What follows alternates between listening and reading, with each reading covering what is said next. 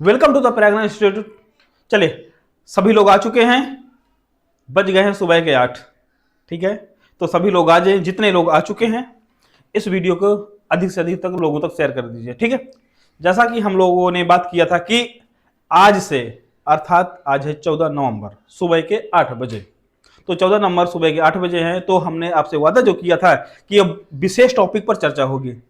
हर दिन एक टॉपिक पर हम लोग चर्चा करेंगे और अगले दिन उसका क्या करें, एमसीक्यू जो सेशन होगा वो कराएंगे। जिससे क्या होगा, टॉपिक तो मजबूत होगा, इसके साथ जितने एमसीक्यू हैं, पीवाईक्यू, मतलब जो आ चुके हैं या आने की जिसमें संभावना है, कौन कौन से क्वेश्चन आपके एग्जाम के लिए बन सकते हैं, उस पर हम लोग विस्तृत चर्चा करेंगे। ठीक, तो आज का जो टॉपिक है वो है भारत की वनस्पतियां अर्थात इंडियन वेजिटेशन।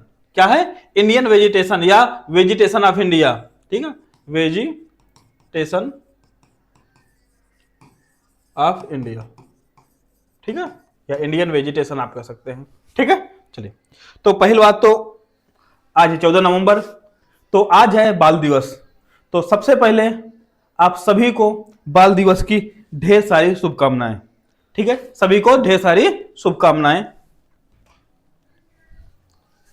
ठीक है, चलिए, तो बाल दिवस पर आपको चॉकलेट भी मिलेगी। ठीक है, तो क्लास पर बने रहिए, जो लास्ट तक बना रहेगा तो उसको चॉकलेट जरूर मिलेगी। ठीक है, हाँ, कैसे देंगे? ऑनलाइन तो ऑनलाइन भी आपको चॉकलेट मिल जाएगी। ठीक है, चलिए, तो आज हमारी तरफ से या हमारी पूरी टीम की तरफ से आप सभी बच्चों को बाल दिवस की ढेर सारी शुभकामनाएं। तो बाल दिवस मनाया क्यों जाता है? सबसे पहली बात तो हम लोग यही कर लेते हैं कि जो 14 नवंबर है, 14 नवंबर, जो 14 नवंबर है, मनाया जाता है बाल दिवस। किनके जन्म पर बाल दिवस मनाया जाता है?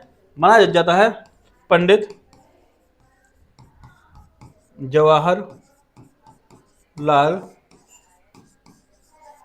जवाहरलाल नेहरू के जन्म दिवस। कब हुआ था इनका जन्म? हुआ था 1889 में। इनके 14 नवंबर 1889 में यही प्रयागराज में। कहा? यही प्रयागराज, और उस समय क्या था? इलाहाबाद। हाँ, इलाहाबाद। तो वर्तमान क्या है? प्रयागराज। प्रयागराज में क्या हुआ? इनका जन्म हुआ था। ठीक है, तो ये बात आज थी बाल दिवस। तो सभी लोग आ चुके हैं ना? चलिए, बहुत सही। तो सभी लोग आ चुके हैं, तो हम क्या बोले थे? सब लोग इसको क्या करिए, सभी लोगों तक फैला दीजिए। पहले सब लोग शेयर करिए, शेयर करिए, लाइक करिए और सब्सक्राइब, जो लोग सब्सक्राइब नहीं किए सब्सक्राइब करिए, क्योंकि आप बोले थे ना सर जी एलटी के लिए, एलटी के लिए ही है। ठीक है, स्पेशल एलटी जीआईसी के लिए हम लोग लेकर आए हैं। और 27 या 28 नवंबर से, ठीक है, 27 से 28 नवंबर से हम लोग मैराथन लेकर आने वाले हैं। मैराथन नहीं, महामैराथन कह सकते हैं, महामैराथन लेने वाले हैं। ठीक, एक दिन में एक सब्जेक्ट खत्म होगा। अभी तो टॉपिक वही चल रहे हैं, फिर एक दिन में एक सब्जेक्ट खत्म करके आपका रिवीजन ही हो जाएगा। तो कोशिश रहेगी कि 20 प्लस क्वेश्चन यहीं से आएंगे। ठीक है ना? ये थोड़ा सा और थोड़ी मेहनत कर लेंगे, यहीं से पूरा सब चीजें पढ़ लेंगे, करंट वरेंट सब कर लेंगे, तो 25 प्लस, 30 में 25 प्लस आने की संभावना रहेगी। और जो जीआईसी के लिए है उसमें उससे 30 प्लस से ही आएगा। ठीक है ना? हाँ, जो कुछ मैथ के भी सेक्शन है ना जीआईसी वाले में, तो वो भी करवा दिए जाएंगे। ठीक है, तो सबको शेयर कर दीजिए और कमेंट करते रहा करिए। ठीक है, कि क्लास कैसी लग रही है। ठीक, तो बातें आओ, लेकिन हाँ एक बात है, मैं कमेंट नहीं पढ़ पाऊंगा। ठीक है ना? तो जो ही कमेंट रहेगा उसका मैं जवाब अगले दिन दूंगा, क्योंकि क्लास थोड़ी बड़ी होने वाली है। तो कोशिश करेंगे कि 1 घंटे में क्लास नहीं पढ़े जाए। ठीक है ना? हाँ, और एक एक पॉइंट क्लियर होगा। जो पॉइंट क्लियर नहीं होगा आप लोग कमेंट जरूर करिएगा। ठीक सर, ये क्या होता क्या नहीं होता। ठीक, चलिए, तो शुरू करते हैं आज क्लास। तो आज क्लास का क्या है? भारत की वनस्पतियां। तो पहला टॉपिक है यही, भारत की वनस्पतियां, क्योंकि यहां से क्वेश्चन हर वर्ष 1-2 क्वेश्चन आते रहते हैं। ठीक है, 1-2 क्वेश्चन आते रहते हैं। तो देखिए, गुड, क्या भारत की वनस्पतियां जो सबसे पहले बात करते हैं वेजिटेशन होता क्या है। भारत की वनस्पतियां कौन कौन, तो बाद में पढ़ेंगे ना हम लोग। ठीक है, कि ट्रॉपिकल एवरग्रीन, ट्रॉपिकल डेसिडियस, ये सब लोग हम लोग बाद में पढ़ेंगे। लेकिन पहले सोच रहे थे कि वनस्पतियां होती क्या हैं। तो वनस्पतियां क्या होती हैं? पृथ्वी की सतह पर प्राकृतिक रूप से उगने वाली सभी प्रकार के पौधे। पृथ्वी की सतह पर जितने भी प्रकार के पौधे उगते हैं, चाहे वो पेड़ हों, चाहे पौधे हों, या घास हो, या झाड़ियां हों, या बेल आदि, को वनस्पति कहा जाता है। अर्थात पृथ्वी पर प्राकृतिक रूप से जो पेड़ पौधे उग रहे हैं वो सब क्या है, वनस्पतियां हैं। अर्थात जो मानव हस्तक्षेप के बिना पृथ्वी पर उगने वाली जो पेड़ पौधे हैं उन्हें क्या बोलते हैं, उन्हें वनस्पतियां कहते हैं। ये बात समझ में आ गई। चलिए, तो किसी क्षेत्र की जलवायु, भाई जो वनस्पति उग रही है तो उसके फैक्टर क्या क्या होंगे, किन चीजों पर निर्भर करती है कि यहाँ की जलवायु या जलवायु के आधार पर कौन कौन सी वनस्पतियां उत्पन्न होंगी। अर्थात वहां की जलवायु, वहां की मिट्टी, वहां का टेम्परेचर कैसा है, उसी आधार पर वनस्पतियों का उद्विकास होता है। ठीक है, चलिए, यह किसी क्षेत्र की जलवायु, मिट्टी, ऊंचाई, ठीक है, जलवायु परिस्थितियों और मानवीय क्रियाओं पर निर्भर करती है कि वहां की जो वेजिटेशन है, वेजिटेशन कैसी होगी। ठीक है, चलिए,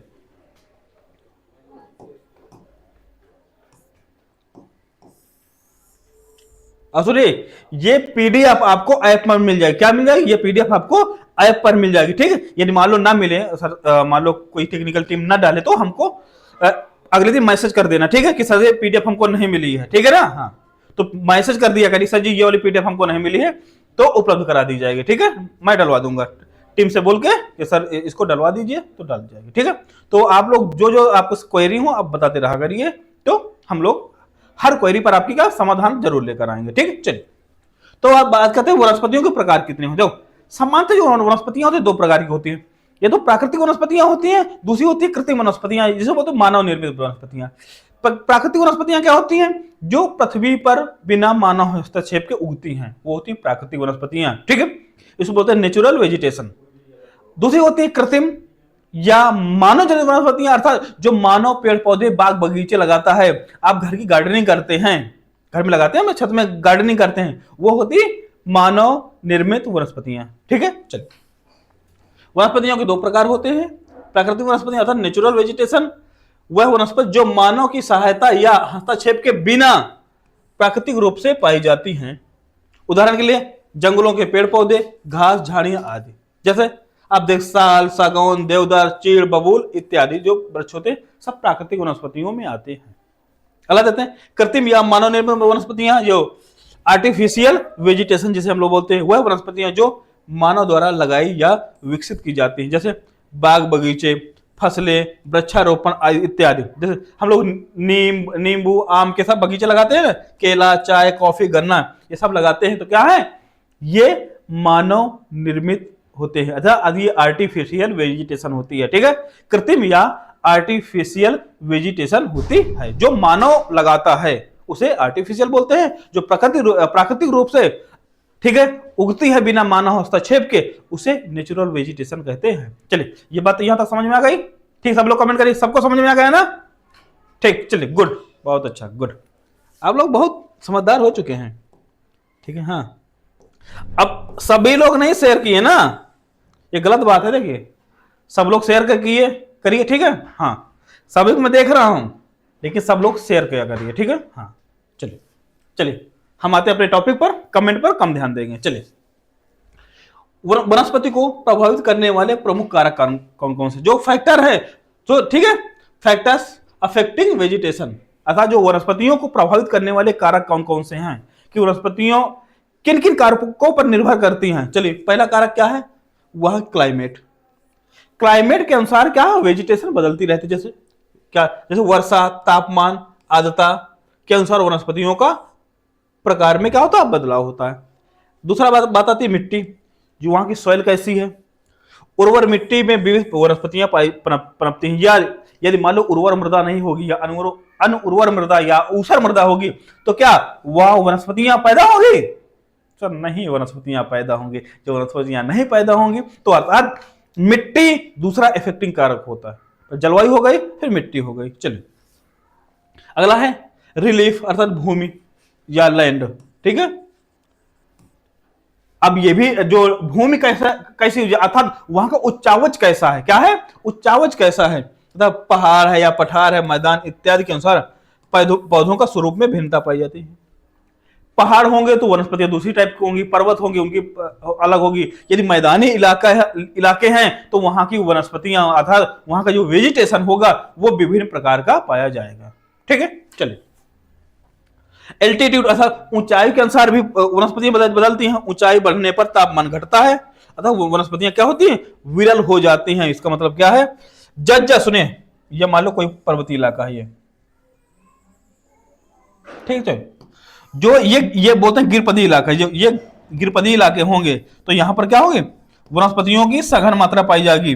लेकिन जज्जा ऊपर की ओर जाएंगे तो क्या, वनस्पतियों की मात्रा कम होती जाएगी। ठीक है, ऊंचाई बढ़ने से क्या होता है, वनस्पतियों की मात्रा क्या होती है, कम होती जाएगी, क्योंकि टॉप पर क्या होगा, बर्फ जमी होगी। अब बर्फ जमी होगी तो क्या कोई वेजिटेशन होगा, नहीं होगा। जैसे अल्पाइन वन होते हैं ना, हाँ चलिए वहां देखेंगे। ठीक, टाइगर टुंड्रा वन होते हैं ना, उनको भी हम लोग देखेंगे। ठीक है, चलिए अब दूसरी बात होती है मानव क्रियाएं, अर्थात जो ह्यूमन एक्टिविटी है। ठीक है, तो क्या उनसे वनस्पतियां प्रभावित होती हैं? जी जरूर। वनों की कटाई, कृषि, शहरीकरण, उद्योग आदि का प्रभाव भी वनस्पतियों पर पड़ता है। यदि कोई मान लो वन है, उनको कृषि के लायक बनाना है तो क्या करना पड़ेगा, उनको काटना पड़ेगा। उद्योग लगाने के लिए वन काटे गए, जैसे अभी आंध्र प्रदेश में यही बात चल रही थी, बहुत सारे वन काटे गए, बहुत सारे जो वहां के वेजिटेशन से बहुत सारी वेजिटेशन क्या हुई, नष्ट हो गई। इसीलिए आप देखते हैं जब कहीं डैम बनाया जाता है तो वो जो वेजिटेशन नष्ट होती है, तो इसीलिए बहुत सारे डैम को क्या किया जाता है, बहिष्कार किया जाता है, क्योंकि वहां से प्रतिस्थापन होता है और बहुत सारी वेजिटेशन नष्ट हो जाती है। ठीक है, क्योंकि हर जगह की अपनी एक खास वेजिटेशन होती है। ठीक है, चलिए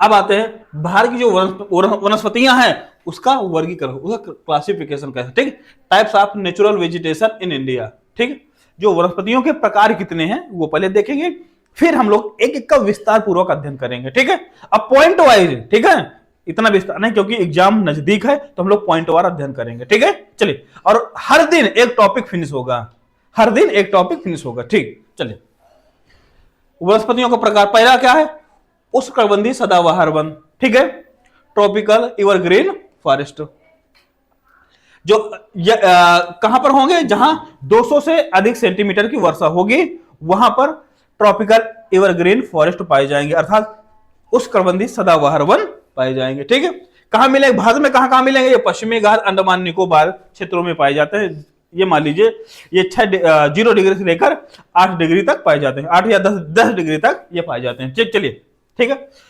प्रमुख वृक्ष का आबनूस हो गया, महोगनी हो गया, रोजवुड हो गया। ठीक है, चलिए अगला है उष्णकटिबंधीय पर्णपाती वन। ठीक है, ये इसको बोलते हैं डेसिडियस फॉरेस्ट। ठीक है, जहां 100 से 200 मीटर तक वर्षा हो, सेंटीमीटर, मीटर नहीं, सेंटीमीटर वर्षा होगी। अब सुनिए, जो पर्णपाती वन है, यहां पर भी 2 टाइप के पर्णपाती वन होते हैं। कौन कौन से होते हैं बता दीजिए, जरूर बताएंगे। एक होते हैं शुष्क पर्णपाती वन, दूसरे होते हैं आर्द्र पर्णपाती वन। आर्द्र पर्णपाती वन क्या होते हैं, जो ये मान लीजिए 200 से नीचे, ठीक है, 100 से के आसपास पाई जाती है, वहां पर 100 से 200 के आसपास। ठीक, और जो 100 से थोड़े नीचे पाई है, 100 से लगभग 60 से आसपास पाई जाती है, वहां है शुष्क पर्णपाती वन। ठीक है, तो ये मान लीजिए शुष्क में 70 से 100 के आसपास शुष्क पाई जाती है और 100 से 200 तक आर्द्र पर्णपाती वन पाए जाते हैं। तो ये बात भी याद रखिएगा, आर्द्र पर्णपाती वन और शुष्क पर्णपाती वन 2 टाइप के वन पाए जाते हैं। ठीक है, चलिए, जैसे मध्य भारत, उत्तर प्रदेश, बिहार में उष्णकटिबंधीय पर्णपाती वन पाए। पर्णपाती वन कौन कौन से होते हैं, जो साल में अपनी पत्तियां एक बार गिराते हैं। सदाबहार वन कौन होते हैं, जो अपनी पत्तियां गिराते हैं, लेकिन सभी वनों का गिराने का टाइम अलग अलग होता है, इसलिए वो सदा हरे भरे बने रहते हैं। अभी हम लोग जब विस्तार से पढ़ेंगे तब उसमें चर्चा करेंगे। ठीक, चलिए, ठीक है, इसमें कौन कौन वन आते हैं, साल, सागौन और शीशम। तो सागौन सबसे ज्यादा कहां पाया जाता है, सबसे ज्यादा अपने मध्य प्रदेश में पाया जाता है। ठीक है, सबको समझ में आ गई, कमेंट करिए, इतनी बातें सबको समझ में आ गई। चलिए, गुड। आप सोचे सर जी आप टी शर्ट नहीं पहने हैं, ठीक है, तो हमें कहीं जाना था, इस वजह से आप टी शर्ट नहीं पहने हैं। ठीक है, हाँ, तो कोई ये ना कहे सर जी आज नहीं पहन के, चलिए कोई बात नहीं, ठीक है ना। हाँ, तो आप क्लास ठीक लग रही ना, हाँ, ये आपको क्लास ठीक लग रही है तो भैया लोगों को इनवाइट करिए ना यहाँ आने के लिए। ठीक है ना, हाँ, तो ये इतनी संख्या है ना, संतुष्ट नहीं कर रहे हैं हमको, ये मान लीजिए, तो आप जितने लोगों तक शेयर कर सकते हैं, और जितने के मित्र गण हैं ये मत सोचिएगा अरे अरे हम पहले पढ़ ले, कंपटीशन ज्यादा हो। देखो जितने लोग ज्यादा आएंगे कंपटीशन में उतनी आपको आसानी मिलेगी, तब तो आपको गहराई पता चलेगी कि अगला बंदा कितना पढ़ रहा है। ठीक है ना? हाँ, तो भागना नहीं है, सबको लेकर आना है यहां। ठीक, चलिए अगला बात आती है शुष्क कांटेदार वन। ठीक है, कटेरी झाड़ी कहां पर पाई जाएंगे? जहां पर वर्षा की मात्रा 60 सेंटीमीटर से कम होगी। चलिए 60 सेंटीमीटर से कम होगी। जैसे राजस्थान गुजरात का जो मरुस्थलीय इलाका है, कहाँ मरुस्थलीय इलाका, वहां पर ऐसी वनस्पतियां पाई जाएंगी। चलिए बबूल होगा, कीकर होगा, खेजड़ी हो गया। सुनिए आप सुनिए, कहीं कहीं बबूल को ही कीकर बोल देते हैं। ठीक है, और दूसरी बात जो खेजड़ी होता है ना, खेजड़ी अपने यहाँ जो बिलाती बंबूर नहीं होता उसी टाइप का, बिलाती बंबूर को टाइप होता है खिचड़ी। चलिए अपने यहाँ बिलाती बंबूल बोलते हैं ना, वही। अगला है पर्वतीय वन अथवा जो माउंटेन फॉरेस्ट है, क्या माउंटेन फॉरेस्ट ऊंचाई के अनुसार ये बदलते रहते हैं। ठीक है, चलिए ये हिमालय क्षेत्र में जैसे देवदार, चीड़, फर यहाँ की प्रमुख वनस्पतियां हैं।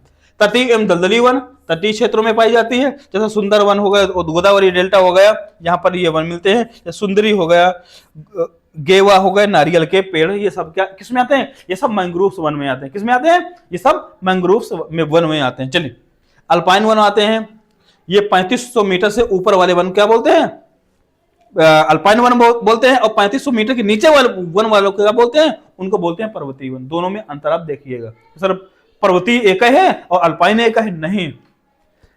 ठीक है, तो 3500 मीटर के नीचे का जो क्षेत्र होगा वो पर्वतीय वन में आएगा, या इससे ऊपर का जो क्षेत्र है वो अल्पाइन में आएगा। अल्पाइन में आता है टाइगा और टुंड्रा। क्या आता है? टाइगा और टुंड्रा वन यहीं पर आएंगे अल्पाइन क्षेत्र में। ठीक, हिमालय का ऊपरी भाग जैसे रोडोडेंड्रॉन और जूनिपर या जूनिफर भी बोलते हैं, क्या जूनिफर और ग्रास, ये सभी जो घास होती हैं, ठीक किसमें आती हैं? अल्पाइन वनों में आती हैं।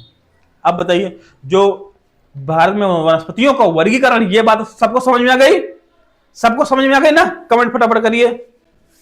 मैं देख रहा हूं, पढ़ नहीं किसी कर रहा हूं। ठीक है, नहीं मुझे देख रहा कि मनोज भैया आए हैं, ठीक है, सोनम आई है, और शिवा सिंह तो बहुत देर से चल रहे हैं। ठीक है, मैं देख सबको रहा हूं, बस है क्योंकि पढ़ाने में बिजी है, क्योंकि इसके बाद क्लास भी है ना, दूसरी क्लासें भी रहती हैं, इस वजह से। चलिए अगला है उष्णकटिबंधीय सदाबहार one, tropical evergreen forest.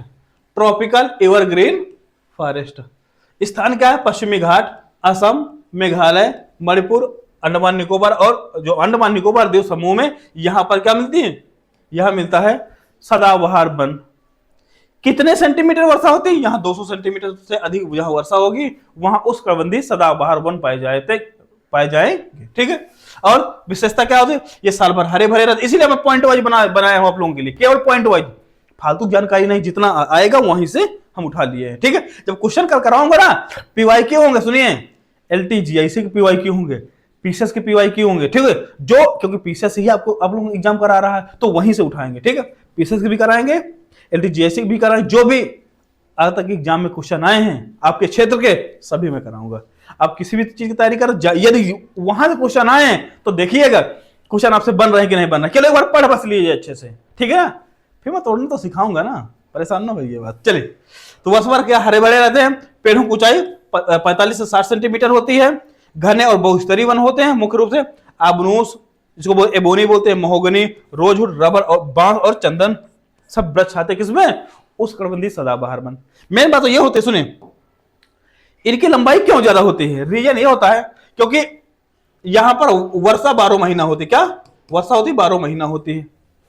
Reason होता है कि 0 डिग्री के आसपास वाला इलाका है, तो जो भी भूमध्य रेखीय इलाके होंगे, भूमध्य सागरीय नहीं बोल रहा, भूमध्य रेखीय इलाके होंगे, तो वहां पर बारिश होती रहती है, तो क्या नमी मिलती रहती है, इसलिए, और धूप कम मिल पाती क्योंकि दोपहर तक तो धूप मिलती है, इसके बाद क्या होता है? बारिश होती है। जब बारिश होती है तो सूर्य का प्रकाश की ललक में सब कंपटीशन एक दूसरे से करते हैं, इसी वजह से क्या यहाँ पर बहुस्तरीय वन पाए जाते हैं, बहुस्तरीय वन पाए जाते हैं। सर एक बार दिखा दे तो सही रहता। चलो कोई बात नहीं, हम दिखा दे रहे हैं। ये देखिए ये क्या है? ये सभी है कौन से? एक बार ग्रीन फॉरेस्ट देखो कितना बढ़िया हरा हरा लग रहा है, लगता है हम पूरे जंगल में आ गए। कहाँ आ गए? पूरे जंगल में आपको सफर करा रहे हैं। देखिए देखो इनको ये है बितान, इनके क्या होते हैं, इनको बोलते हैं बितान, तो बड़े बड़े हैं। और देखो कुछ बड़े छोटे फिर और छोटे मिलते हैं ना, इन्हें बोलते हैं इस तरह। और यहाँ पर नीचे झाड़ियां वाड़ियां भी मिलती है, ठीक है, झाड़ियां वाड़ियां भी मिलती हैं, इसलिए क्या इनको बोलते हैं बहुस्तरीय वृक्ष। और ये हरदम हरे भरे होने का रीजन क्या है? हरे भरे होने का रीजन सिर्फ एक ही है, वो है अलग अलग टाइम में इनकी पत्तियां क्या आती हैं? झड़ती हैं, इस वजह से ये है। ठीक है, चलिए आप लोग देख लिए, चलिए सबको मैं दर्शन कराते रहूंगा। चलिए अब आता है दूसरा वन, उष्णकटिबंधीय पर्णपाती वन, ट्रॉपिकल डिसिडियस फॉरेस्ट। ठीक है, चलिए क्लास ठीक लग रही है ना? चलिए और सुनिए, यदि किसी कोई क्वेरी हो, ये नंबर लिखे हुए हैं, ये नंबर क्या है? ये नंबर लिखे हुए हैं। आप कोई भी समस्या तो ये नंबर पर आप मैसेज कर सकते हैं। ठीक है, व्हाट्सएप मैसेज करिए, तीनों नंबर लिखे हुए हैं, इन पर आप मैसेज कर दीजिए, आपको जवाब मिलेगा। ठीक है, यदि कोई पीडीएफ या कोई फाइल नहीं अपलोड हुई है, ठीक है, आपको लगता है कि सर ये वाली पीडीएफ हमको, जैसे यही वाली पीडीएफ हमको मिल जाती ज्यादा अच्छा रहता, तो आप कमेंट कर दीजिए या यहाँ मैसेज भी कर सकते हैं, तो आपको पीडीएफ उपलब्ध करा दी जाएगी और वहीं से आप डाउनलोड कर सकते हैं। ठीक है, ऐप पर जाकर। चलिए अब आते हैं उष्णकटिबंधीय पर्णपाती वन, फटाफट पढ़ते हैं क्योंकि क्लास होने वाली दूसरी। चलिए, उष्णकटिबंधीय पर्णपाती वन, ट्रॉपिकल डिसिडियस फॉरेस्ट, स्थान कहां कहां मिलेगा? एमपी में मिलेगा, यूपी में मिलेगा, बिहार, झारखंड, पश्चिम बंगाल और छत्तीसगढ़ के आसपास वाले इलाके और तमिलनाडु में ये सब वन मिलेंगे। जो वर्षा होती है लगभग 100 से 200 सेंटीमीटर तक की वर्षा होती है। ठीक है, इसमें दो प्रकार के वन पाए जाते हैं। कौन कौन? एक होते हैं शुष्क पर्णपाती, शुष्क पर्णपाती, और दूसरे होते हैं आर्द्र पर्णपाती।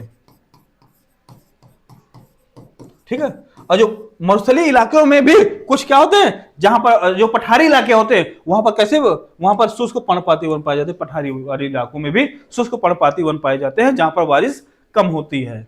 ठीक है ना? चलिए अगला है विशेषता क्या होती है? ये पतझड़ी वन होते हैं। पतझड़ी मतलब वर्ष में अपनी पत्तियां एक बार गिरा देते हैं।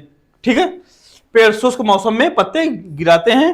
लगभग भारत के लगभग 40%, ये याद रखिए, ये डाटा ये इंपॉर्टेंट है। भारत के लगभग, बहुत बार क्वेश्चन पूछा गया है, भारत के लगभग 40% वन क्षेत्र इसी प्रकार के है। तो सबसे ज्यादा क्वेश्चन पूछा जाए कैसे बना है? भारत में पर्णपाती वन है, इसीलिए बोलते भारत के वन कैसे, भारत के वन कैसे? मानसूनी वन है या पर्णपाती वन। क्वेश्चन पूछे भारत में सबसे अधिक वन किस प्रकार के हैं, तो मानसूनी वन या पर्णपाती वन। ठीक है ना, ये तो मानसूनी आएगा, ये तो पर्णपाती। ठीक है, तो पर्णपाती वन सबसे ज्यादा कितने 40% भाग पर पाए जाते हैं पर्णपाती वन। चलिए इसमें क्या कौन कौन है? साल, सागौन, शीशम, बेल, नीम, आम। ठीक है, ये सभी आएंगे किसमें? पर्णपाती वनों पर। और सुनिए, आप देखते ही होंगे जो अपने यहां जो पतझड़ का टाइम है कब होता है? ठंडी के बाद। तो ठंडी के बाद, क्योंकि ठंडी में इनकी ड्राई हो जाती है ना, पानी कमी हो जाती है, तो पत्तियां अपनी झाड़ देते हैं। आप देखते होंगे फरवरी मार्च में क्या बसंत जो टाइम होता है, कौन सा? फरवरी मार्च। ठीक है, चलिए जो फरवरी मार्च वाले टाइम में क्या ये पत्तियां अपनी झाड़ देते हैं, अर्थात जो बसंत वाला ऋतु होते हैं, बसंत होली वाला टाइम ना, तो बसंत जो ऋतु होती है ना, ये अपने यहाँ के पर्णपाती वनों का टाइम होता है, जो ये अपनी पत्तियां क्या करते हैं? झाड़ देते हैं। चलिए अब देखिए, ये है, देखिए पर्णपाती वन, बहुत सारे नीम हो गए, साल हो गए, सागौन, सभी वृक्ष यहां पर हैं। चलिए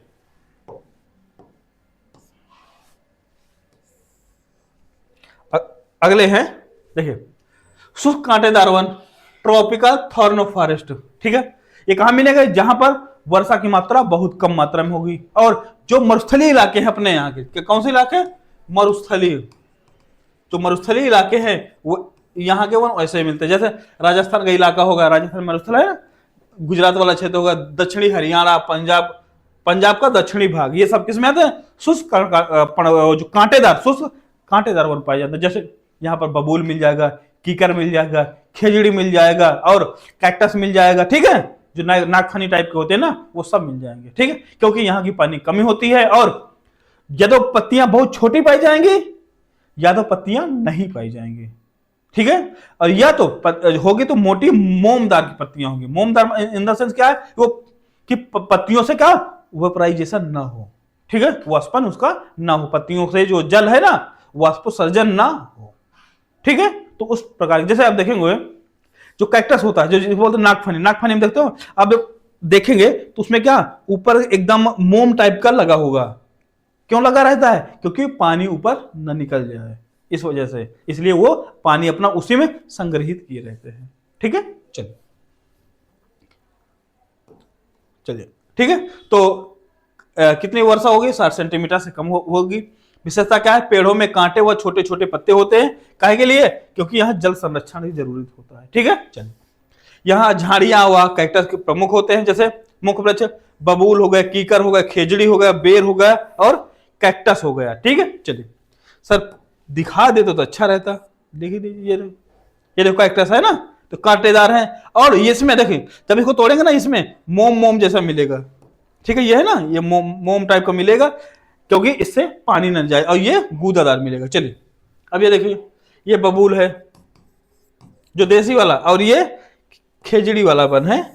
ये देखो, ये अपने यहाँ क्या बोलते हैं? बिलाती बम्बूर बोलते हैं ना, अपने यहाँ क्या बोलते हैं? विलाती बबूल बोलते हैं, ठीक है। चलिए देखे होंगे ना, ये देसी वाला बबूल है, ये बिलाती वाला बबूल है, ठीक है। चलिए लग रहा है ना कि हम किसी जंगल में आ गए ना। जंगल में खो तो नहीं गए आप लोग? हाँ, ये कमेंट कम आ रहे हैं। हाँ, कमेंट रुकना नहीं चाहिए, ठीक। हाँ, हम देखें या ना देखें, कमेंट रुकना नहीं चाहिए। चलिए ठीक है, अभी पूरा समरी में बाद में बताऊंगा। चलिए, पर्वतीय वन का जो माउंटेन फॉरेस्ट होते हैं कहां मिलेंगे? ये हिमालय क्षेत्र में मिलेंगे, पश्चिमी घाट में मिलेंगे, जहां ऊंचाई है, ऊंचाई वाले क्षेत्र में माउंटेन फॉरेस्ट मिलेंगे, ठीक है। माउंटेन फॉरेस्ट मिलेंगे, जो बोलते हैं पर्वतीय वन, या इन्हों बोलते हैं क्या? Mountain forest. क्या बोलते हैं? माउंटेन फॉरेस्ट भी बोलते हैं, ठीक है। माउंटेन फॉरेस्ट भी बोलते हैं, ठीक है।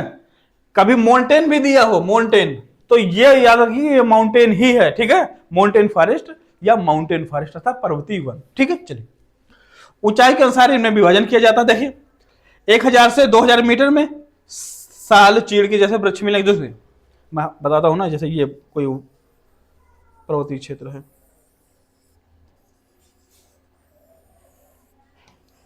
ये पर्वतीय क्षेत्र होते हैं ना। चलिए चलिए, ये पर्वतीय क्षेत्र। अब जो वन होंगे, देखो ये मान लीजिए, इसे डिवीजन कर लेते हैं।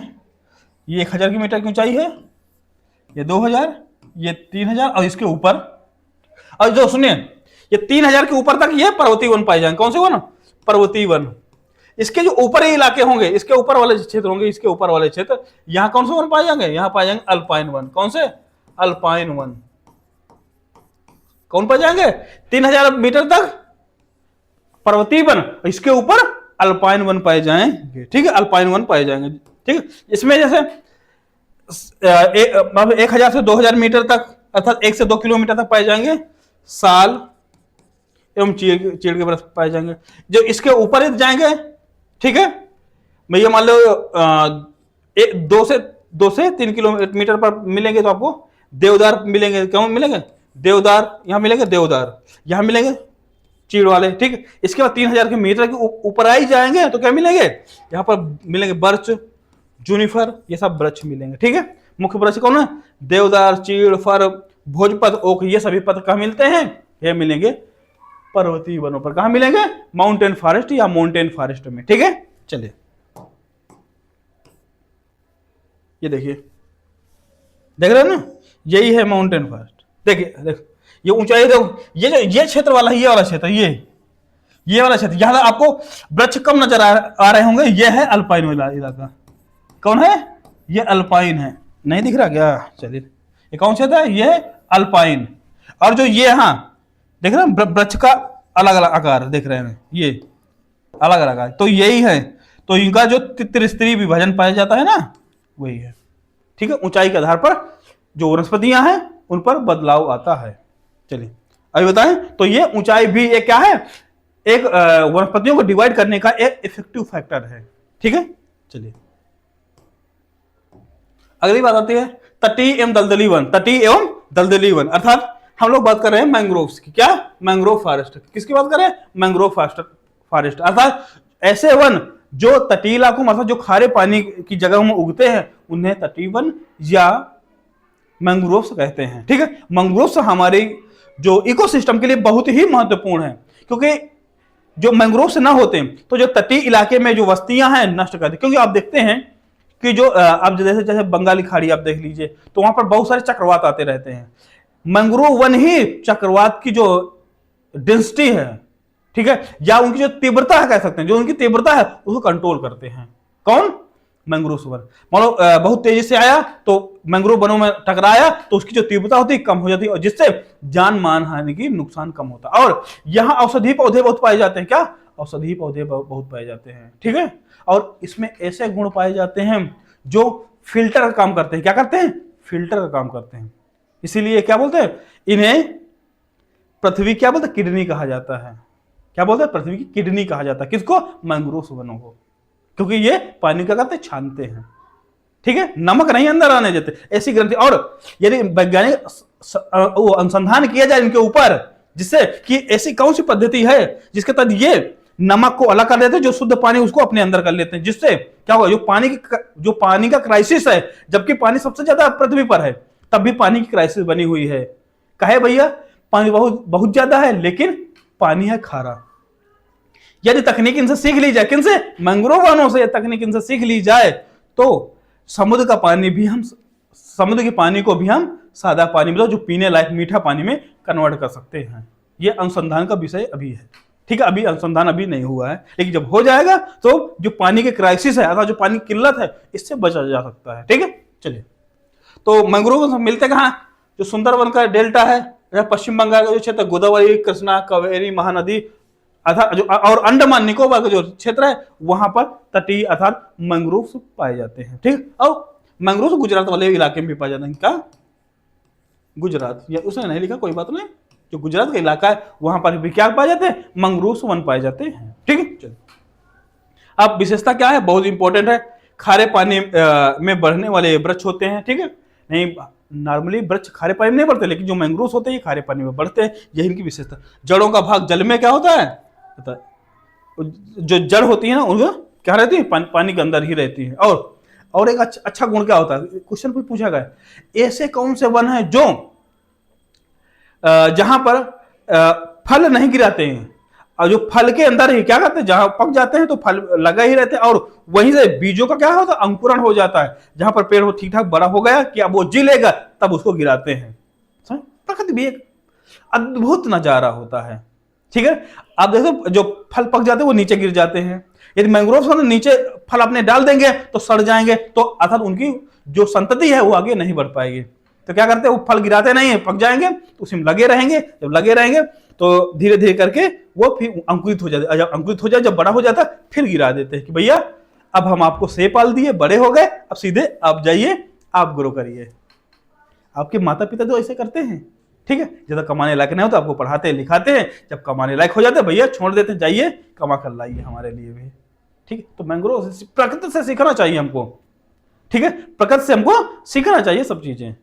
चलिए और कौन कौन से?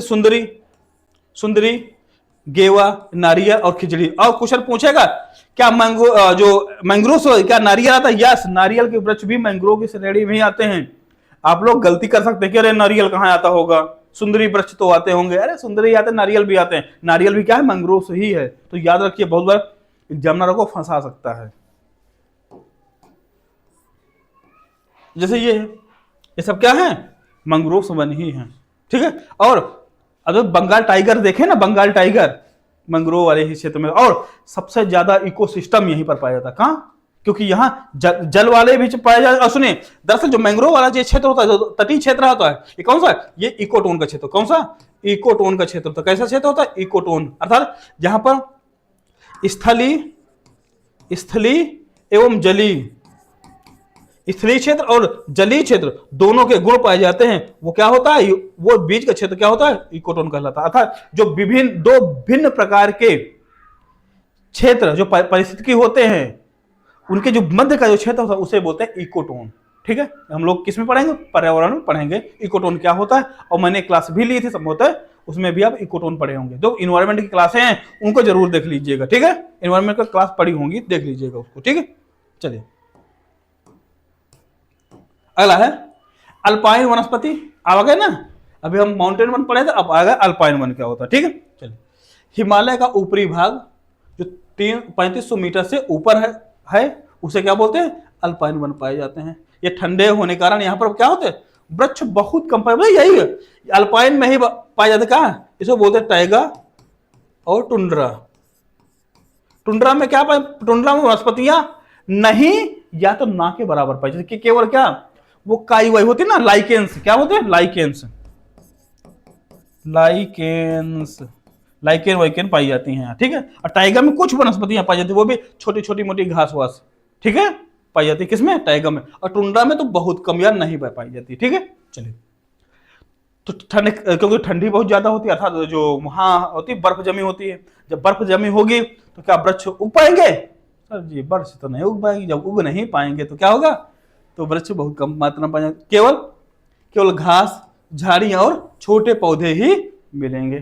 ठीक है, मुख्य पौधे कौन होंगे, रोडोडेंड्रन और जूनिफर और बर्च, ये सब क्या है, यहाँ की प्रमुख वनस्पतियां होती। ठीक, चलिए ये देखिए, ये सब क्या है, ये अल्पाइन वन है। क्या है, अल्पाइन वन। तो ये क्षेत्र होता है, ये है, ये अल्पाइन वन, जहां पर क्या है, जहां पर क्या मिलता है, यहां पर मिलेगा बर्फीला इलाका। चलिए आप समझ गए, ये थे कितने, जो इनके 6 टाइप से भारत की वनस्पतियों को प्रकार थे, ये मैंने पढ़ाया। अब कुछ फैक्ट होते हैं, उनको भी हम लोग देख लेते हैं। ठीक है, ठीक, भारत की जो वन संपदा है, इससे कौन कौन सी चीजें मिलती हैं, क्वेश्चन यहां से पूछ लिए जाते हैं। ठीक है, तो आप केवल वन से इतना ही नहीं पढ़ सकते हैं। देखो ये यहां से क्वेश्चन ये आते हैं। चलिए क्या है क्वेश्चन, कुल वन क्षेत्र कितना है भारत में, लगभग कितना, लगभग 22%, नहीं अब ज्यादा, वन, हाँ केवल वन क्षेत्र, जब वन पूछे लगभग 22% है, ये टोटल पूछे। ठीक है, वृक्ष प्लस वन लगभग कितने, लगभग 24% के आसपास है। कितना है, 24% है टोटल। लेकिन वन क्षेत्र केवल कुल वन पूछे तो वन है लगभग 22% के आसपास। ठीक है, चलिए सर्वाधिक वन वाला राज्य कौन सा है, सबसे ज्यादा वन वाला राज्य कौन सा है, एमपी। सबसे ज्यादा वन क्षेत्र कहां मिलता है, एमपी में मिलता है। क्वेश्चन ये डायरेक्ट वाले क्वेश्चन यहां हिट करता है एग्जामिनर, सबसे ज्यादा डायरेक्ट क्वेश्चन यहीं से आते हैं। ठीक है ना, हाँ। फिर सर्वाधिक प्रतिशत वन क्षेत्र वाला राज्य कौन सा है, कौन सा है, मिजोरम। मिजोरम कितना है, 85%। क्या है, 85% मिजोरम सबसे ज्यादा। सर्वाधिक परसेंटेज पूछे तो मिजोरम मारेंगे, सबसे ज्यादा वन पूछे तो मध्य प्रदेश मारेंगे। तो ये कैसे हुआ, सुनिए, ये क्षेत्रफल की दृष्टि से पूछे सबसे ज्यादा वन कहां, क्षेत्रफल तो है मध्य प्रदेश, और सबसे परसेंटेज में सबसे अधिक पूछे तो मारेंगे मिजोरम। अब बात समझ में आ गई, चलो समझ तो आई आपको। ठीक है ना, कमेंट करिए इतनी बात समझ में आई। तो परसेंटेज पूछे तो मिजोरम मारना है, और क्षेत्रफल पूछे तो एमपी मारना है। ये बात आपको माइंड में बसा लीजिए, डाल लीजिए, अंदर घुसा दीजिए। ठीक है ना, हाँ। और ठंडी आ गई तो बादाम भी खा लिया करिए। ठीक है, हाँ। चलिए न्यूनतम वन क्षेत्र कहां मिलेगा, पंजाब हरियाणा में। सबसे कम वन कहां मिलेगा, पंजाब एवं हरियाणा वाला क्षेत्र है, सबसे कम वन वहीं मिलेगा। ठीक है, आप राजस्थान मत लगाइएगा। ठीक है ना, हाँ। तो सर वहां तो रेगिस्तान है तो कम, अरे प्रभु रेगिस्तानी इलाका है, सब जगह रेगिस्तान नहीं है, केवल पश्चिमी क्षेत्र में है, पूर्वी क्षेत्र तो अच्छा हरा भरा है। ठीक है ना, हाँ। दलहन वलहन बहुत अच्छी होती है वहां राजस्थान में। तो ये क्योंकि तुम्हारे दिमाग में राजस्थान नाम सुन लेने से एकदम दिमाग कौन बन जाता है, एकदम रेगिस्तान, एकदम जो सैंड वाली इलाके बन जाते हैं। भैया वो नहीं है, राजस्थान के 2 चेहरे हैं। ठीक है, और एक का चेहरा तुम्हारे दिमाग में आता है। ठीक है, हाँ, वो भी रेगिस्तान वाला इलाका। तो हर जगह अलग अलग चीज। चलिए, तो वन सर्वेक्षण संस्था कौन सा, फॉरेस्ट सर्वे ऑफ इंडिया जो देहरादून है, वो क्या करती है, इसको जारी करती है। राष्ट्रीय लक्ष्य क्या है? राष्ट्रीय लक्ष्य है कि हमको कितना, एटलीस्ट 33% हमें कम से कम, भारत में कितने, कम से कम 33% वन होना चाहिए। लेकिन वर्तमान में कितने हैं? 22%। और टोटल देखा जाए पूरा टोटल लगभग कितना, लगभग 24% वन पाए जाते हैं। अभी भी हम राष्ट्रीय स्तर से क्या है, बहुत पीछे। राष्ट्रीय स्तर कितना है कि लगभग हमको 33% वन चाहिए, लेकिन अभी कितना है, 24% के आसपास हम लोग यहाँ हैं। तो सर अभी हमको लगभग 9% और इंक्रीज करना है। अब जैसे बड़े बड़े उद्योग लगाने के लिए वन काट दिए जाते हैं, वो वन काट दिए जाएंगे तो क्या बढ़ पाएगा? सर तो नहीं बढ़ पाएगा, ठीक है ना। चलिए